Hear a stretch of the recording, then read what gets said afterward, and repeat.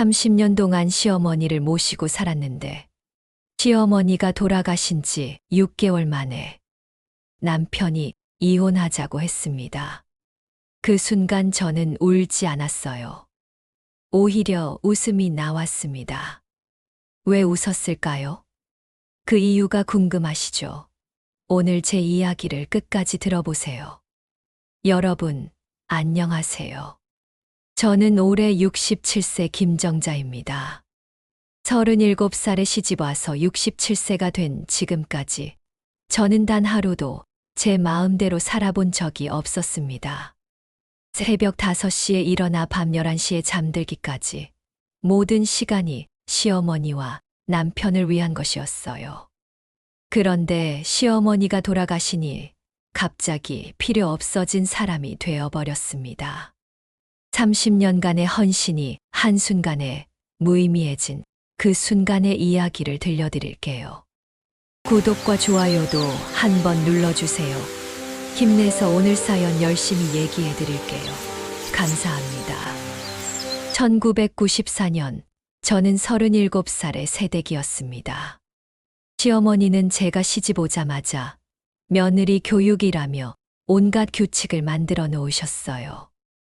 아침 5시에 일어나서 시어머니 세수물부터 준비하고 아침상을 차려야 했습니다.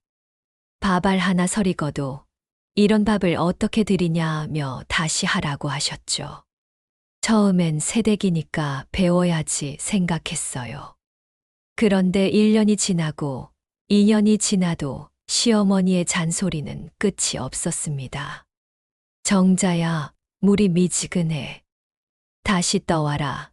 이 반찬은 왜 이렇게 짜니? 청소를 이따위로 했어. 하루에도 수십 번씩 불러대셨어요. 남편에게 하소연해봤지만 엄마가 까다로우신 건 너를 위해서야. 참아라는 말뿐이었습니다. 시어머니가 당뇨병 진단을 받으신 건 제가 시집 온 지 3년째였어요. 그때부터 본격적인 수발이 시작됐습니다. 혈당 체크, 약 복용, 식단 관리까지 모든 게 제 몫이었죠. 시어머니의 당뇨가 악화되면서 저희 하루는 더욱 바빠졌습니다.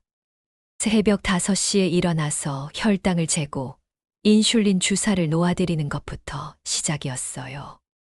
아침 식사는 당뇨 환자용으로 따로 준비하고 일반 식사도 가족들을 위해 별도로 차려야 했습니다. 병원 진료는 한 달에 2번, 저는 항상 시어머니를 모시고 다녔어요.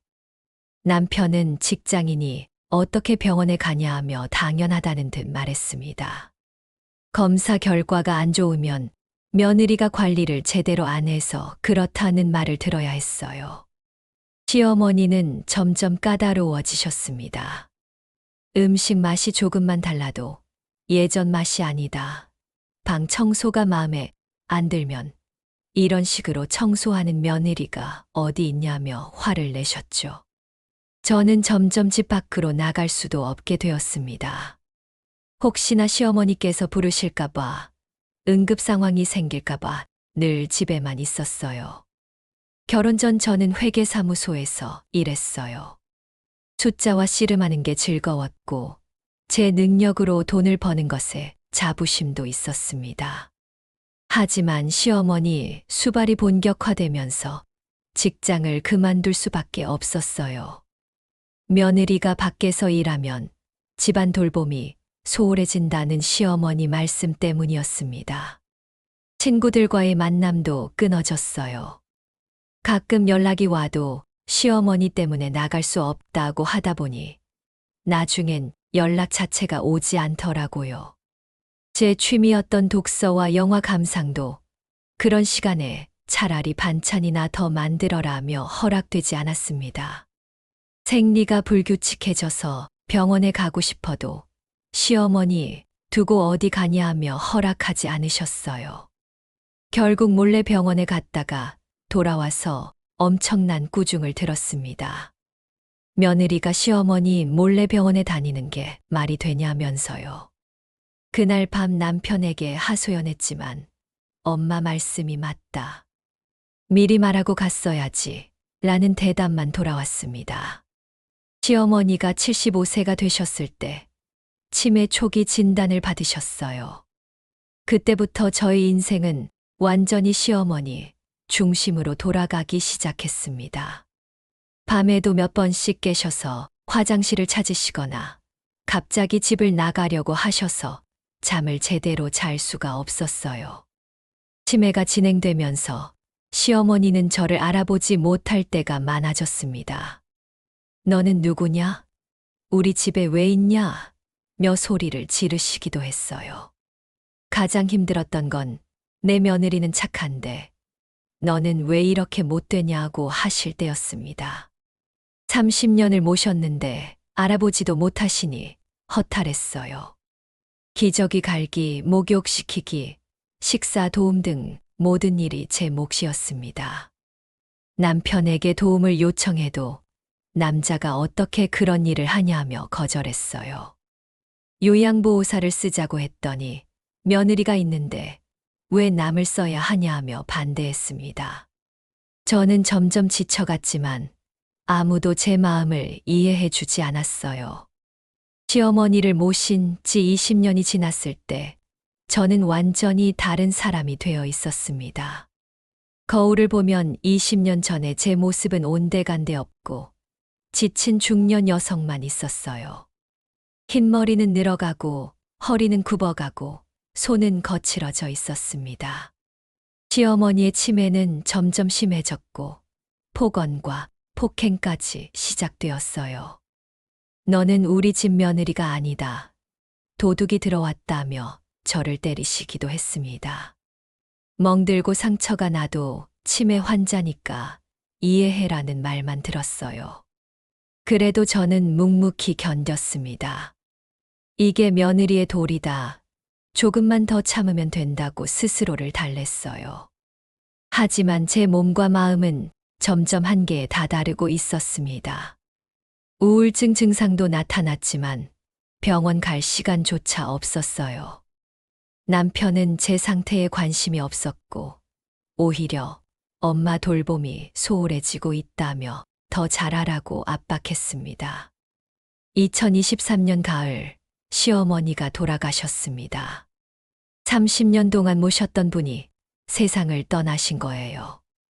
장례식장에서 조문객들은 정말 효부다. 며느리가 이렇게까지 모시기 힘든데라며 저를 칭찬했습니다. 하지만 저는 슬프지도 기쁘지도 않았어요. 그냥 공허했습니다. 시어머니가 돌아가신 후 저는 처음으로 오후에 낮잠을 잤어요. 30년 만에 아무도 저를 부르지 않는 조용한 시간이었습니다. 새벽 5시에 일어나는 습관은 그대로였지만 더 이상 누구를 위해 준비할 것도 없었어요. 남편은 장례를 치르면서 이제 엄마 없으니 우리 둘이 편하게 살자고 말했어요. 저는 그 말이 이상했습니다.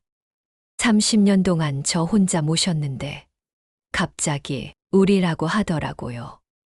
시어머니가 살아계실 때는 수발을 제가 혼자 다 했으면서 돌아가시니 갑자기 공로를 나누려 하는 것 같았어요. 그때부터 남편을 보는 제 시선이 달라지기 시작했습니다. 시어머니가 돌아가신 지 한 달 후 남편의 행동이 이상해지기 시작했어요. 갑자기 자유롭게 살고 싶다. 이제 내 인생을 찾고 싶다는 말을 하기 시작했습니다. 30년 동안 시어머니 수발을 저 혼자 다 했는데 마치 자기도 희생했다는 듯이 말하더라고요. 그리고 외출이 잦아졌어요. 이전에는 퇴근 후 바로 집에 와서 시어머니 안부부터 물어보던 사람이 이제는 밤늦게 들어오기 일쑤였습니다. 동창회다, 직장 회식이다 하며 주말에도 자주 나가더라고요. 어느 날 남편 핸드폰에서 낯선 여자와의 카톡을 발견했어요.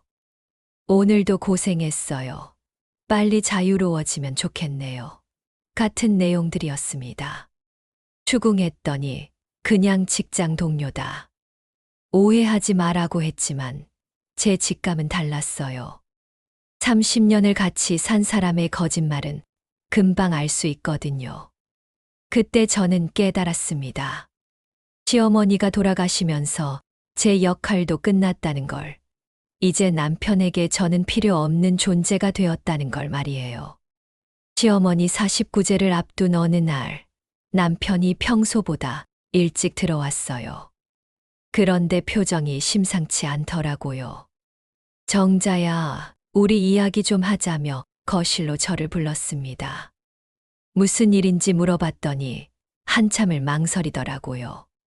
사실 말하고 싶은 게 있었는데 하며 오늘 떼더니 나한테 좋아하는 사람이 생겼다고 고백했어요. 직장에서 만난 10살 어린 여자였습니다. 이혼한 싱글맘이라고 하더라고요. 엄마가 살아계실 때는 차마 말할 수 없었는데 이제는 솔직하게 살고 싶다 하며 당당하게 말하는 모습을 보고 있으니 기가 막혔어요. 30년 동안 저는 시어머니 수발 때문에 친구들과의 만남도, 취미 생활도, 심지어 제 건강 관리도 포기하며 살았어요. 그런데 남편은 언제부터 다른 여자를 만나고 있었던 거죠. 제가 시어머니 기저귀 갈고 밤잠 못 자며 간병하는 동안 남편은 젊은 여자와 연애를 하고 있었다니요. 남편은 제 반응을 살피더니 이어서 말했어요. 정자야, 우리 이혼하자. 서로 남은 인생 자유롭게 살자. 그 순간 저는 어떤 감정이었을까요?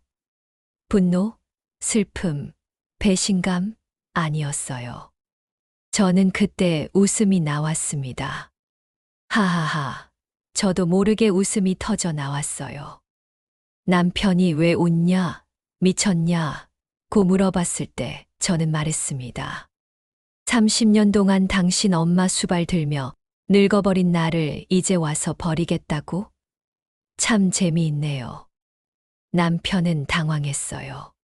아마도 제가 울면서 매달릴 거라고 생각했나 봐요. 하지만 저는 오히려 시원했습니다. 30년 동안 억눌려 있던 것들이 한순간에 터져 나오는 기분이었어요. 좋아요. 이혼해요. 대신 조건이 있어요. 그동안 제가 시어머니 수발하느라 못 번 돈, 제 청춘, 제 건강, 이 모든 것들에 대한 보상을 요구했습니다. 남편은 그런 게 어디 있냐며 반발했지만 저는 이미 결심이 서 있었어요. 그날 밤 저는 30년을 되돌아봤어요. 37살부터 67살까지 제 인생에서 가장 아름다워야 할 30년을 시어머니와 남편을 위해서만 살았다는 게 실감났습니다. 제 꿈도, 제 행복도, 제 건강도 모두 뒷전이었어요. 친구들은 그동안 승진하고 자식들 키우고 취미 생활도 하며 알찬 인생을 살았을 텐데 저는 그저 며느리라는 역할에만 충실했어요. 내가 뭘 위해서 이렇게 살았나 하는 생각이 들더라고요. 시어머니가 돌아가신 후 남편이 저를 보는 시선도 달라졌다는 걸 느꼈어요. 이전에는 엄마 잘 모셔라, 엄마가 좋아하실 반찬 해라 하며 저를 부렸는데 이제는 저를 마치 할 일을 다한 직원처럼 대하더라고요. 그제야 깨달았어요. 남편에게 저는 아내가 아니라 무료 간병인이었다는 걸, 시어머니가 돌아가시면서 제 존재 가치도 끝났다는 걸 말이에요. 그 순간 저는 결심했습니다. 이제는 김정자로 살겠다고. 이혼을 결심한 후 저는 변호사를 찾아갔어요. 30년 동안 시어머니 수발로 경력 단절된 것에 대한 보상을 받을 수 있을까요? 변호사는 어려운 일이라고 했지만 재산 분할과 위자료는 충분히 받을 수 있다고 했어요. 남편과 시어머니 명의로 되어 있던 집과 예금, 남편의 퇴직금까지 꼼꼼히 계산해 봤어요. 30년 동안 제가 가사노동과 간병으로 기여한 부분이 얼마인지도 산출해 봤습니다. 시간당 최저임금으로 계산해도 상당한 금액이더라고요. 남편은 제가 변호사까지 선임한 걸 보고 당황했어요. 그냥 조용히 헤어지자며 회유했지만 저는 흔들리지 않았습니다. 당신이 저를 30년 동안 어떻게 대했는지 기억하세요. 이제는 제 권리를 찾을 때입니다. 법적으로도 저에게 유리했어요. 시어머니 간병을 위해 경력을 포기한 것, 건강을 해친 것, 남편의 외도까지 입증되면서 재산 분할과 위자료 모두 제가 원하는 대로 받을 수 있게 되었어요. 이혼 절차가 진행되는 동안 저는 처음으로 제 인생을 계획해 봤어요. 67세에 새로 시작하는 게 쉽지 않겠지만 늦었다고 생각하지 않았습니다. 오히려 이제라도 찾은 자유가 소중했어요. 가장 먼저 한 일은 건강검진을 받는 것이었어요. 30년 동안 미뤄왔던 검사들을 모두 받아봤더니 당연히 여기저기 문제가 있더라고요. 이제부터라도 내 몸을 잘 돌보자고 다짐했습니다. 이혼이 확정되고 재산 분할을 받은 후 저는 작은 원룸을 얻었어요. 30년 동안 살던 큰 집에서 나와 혼자 사는 게 처음엔 서운하기도 했지만 아무도 저를 부르지 않는 평온함이 좋았어요. 첫날 밤, 저는 밤 9시에 잠자리에 들었어요. 30년 만에 일찍 자는 거였어요. 아무도 밤에 깨워서 화장실 데려가 달라고 하지 않고 새벽에 혈당 체크하라고 부르지도 않았어요. 고요한 밤이 이렇게 평화로운 줄 몰랐습니다. 이혼 후 첫 번째로 한 일은 미용실에 가는 것이었어요. 30년 동안 제대로 관리하지 못했던 머리를 짧게 자르고 파마도 했습니다. 거울에 비친 제 모습이 낯설었지만 뭔가 새로워 보였어요. 그 다음은 쇼핑이었어요. 시어머니 수발할 때는 늘 집에서 입을 편한 옷만 샀는데 이번에는 외출할 때 입을 예쁜 옷들을 골라봤어요. 저머니 어머님, 이 색깔이 정말 잘 어울리세요 라고 말할 때 저도 모르게 기분이 좋아졌습니다. 가장 큰 변화는 시간이었어요. 이제 제 시간은 온전히 제 것이었어요. 아침에 일어나서 오늘 뭘 할까 하고 고민할 수 있다는 게 이렇게 행복한 일인 줄 몰랐어요. 동네 도서관에도 등록했어요. 30년 만에 다시 잡은 책이 얼마나 반가웠는지 몰라요. 젊었을 때 좋아했던 소설도 다시 읽고 새로 나온 책들도 읽어봤어요. 독서하는 시간이 이렇게 소중한 거였구나 싶었습니다. 혼자 사는 게 익숙해질 무렵 동네 경로당에서 친구들을 만나게 되었어요. 처음엔 이혼한 여자라는 시선이 부담스러웠지만 제 이야기를 들은 분들이 오히려 박수를 쳐주시더라고요. 잘했다, 용기 있는 선택이다라며 격려해 주셨어요. 특히 비슷한 경험을 한 분들이 많았어요. 시어머니 수발로 고생한 이야기, 남편의 무관심에 상처받은 이야기들을 나누다 보니 제가 혼자가 아니라는 걸 알게 되었어요. 우리가 희생한 시간들이 헛되지 않았으면 좋겠다는 말에 모두 공감했습니다. 경로당에서 만난 박영숙 언니는 저보다 5살 많은 분인데 60대의 남편과 이혼하고 지금은 손자들과 행복하게 사신다고 하더라고요. 정자야, 인생은 끝까지 살아봐야 알아. 지금부터가 진짜 내 인생이야 라고 말씀해 주셨어요. 그분들과 함께 가끔 여행도 가고 맛집도 찾아다니며 지내는 게 30년 동안의 수발 생활보다 훨씬 즐거웠어요. 이혼하고 6개월쯤 지났을 때 대학생인 아들에게서 연락이 왔어요. 엄마, 아빠한테 들었는데 정말 이혼한 거야? 아들 목소리에서 당황스러움이 느껴졌어요. 아들과 만나서 이야기를 나눴어요. 처음엔 왜 아빠와 헤어졌냐? 할머니도 돌아가셨는데 가족이 헤어지면 어떻게 하냐며 서운해했어요. 하지만 제가 30년 동안 어떻게 살았는지, 아빠가 어떻게 했는지 차근차근 설명해 주니 이해하기 시작했습니다. 엄마, 미안해. 나도 할머니 간병은 당연히 엄마가 하는 거라고 생각했어. 아들의 사과를 듣는 순간 그동안 쌓였던 서운함이 조금씩 풀렸어요. 아들은 엄마가 행복하게 사는 게 가장 중요하다며 제 선택을 지지해 주었어요. 그리고 앞으로는 내가 엄마를 잘 모실게 라고 했지만 저는 웃으며 말했어요. 아들아, 엄마는 이제 누구한테 모셔지고 싶지 않아. 그냥 친구처럼 지내자. 혼자 사는 생활에 완전히 적응한 후 저는 새로운 도전을 시작했어요. 경로당에서 만난 친구의 추천으로 요가 클래스에 등록했습니다. 67세의 요가라니 처음엔 내가 할 수 있을까 걱정했지만 선생님이 나이에 맞는 동작들을 친절하게 가르쳐 주시더라고요. 요가를 하면서 제 몸이 얼마나 굳어 있었는지 깨달았어요. 30년 동안 시어머니 수발하느라 제 몸을 돌보지 못했던 게 이렇게 티가 나는구나 싶었어요. 하지만 꾸준히 하다 보니 몸이 유연해지고 마음도 평온해졌습니다. 그리고 평생 해보고 싶었던 그림 그리기도 시작했어요. 동네 문화센터에서 하는 수채화 교실에 등록했는데 붓으로 그림을 그리는 게 이렇게 즐거운 일인 줄 몰랐어요. 첫 작품은 바다 풍경이었어요. 시원한 파도와 넓은 바다를 그리면서 내 마음도 저 바다처럼 자유로워졌구나 하는 생각이 들었어요. 선생님이 처음 그린 그림치고는 정말 잘 그렸다고 칭찬해 주실 때의 기분은 말로 표현할 수 없었습니다.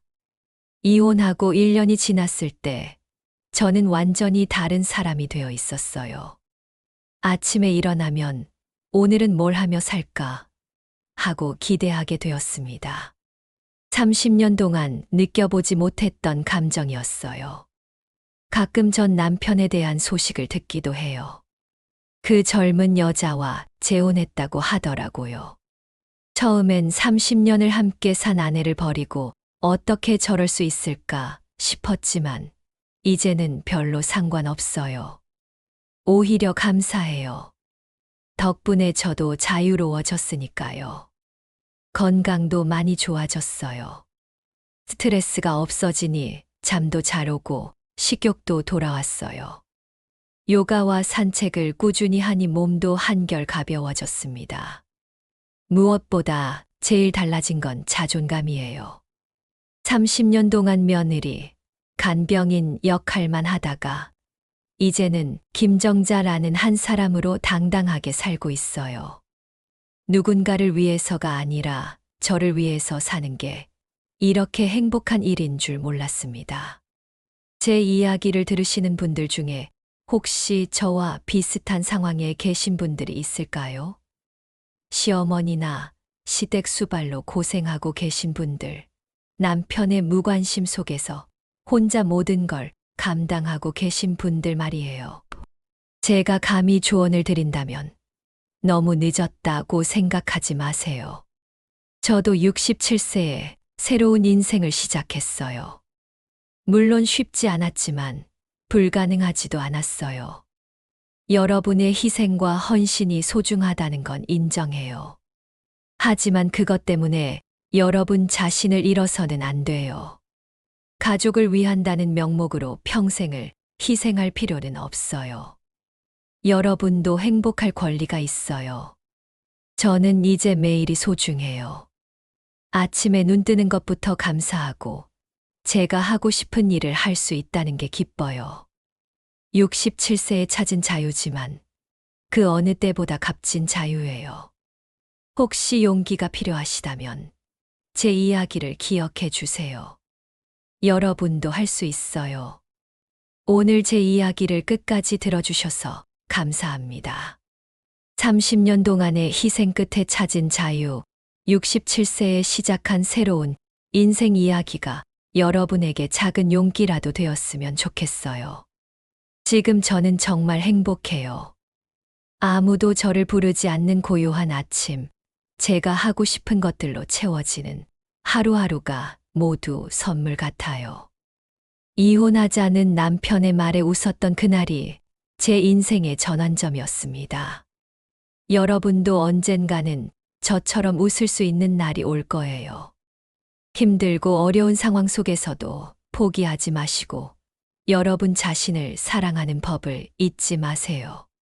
이런 이야기들이 더 많은 분들께 전해질 수 있도록 구독과 좋아요 부탁드려요. 댓글로 여러분의 이야기도 들려주시면 서로 응원하며 지낼 수 있을 것 같아요. 모든 분들이 자신만의 행복을 찾으시길 진심으로 응원합니다. 인생은 언제라도 새로 시작할 수 있어요. 포기하지 마세요. 김정자의 이야기는 여기서 끝이지만 여러분의 새로운 이야기는 지금부터 시작입니다.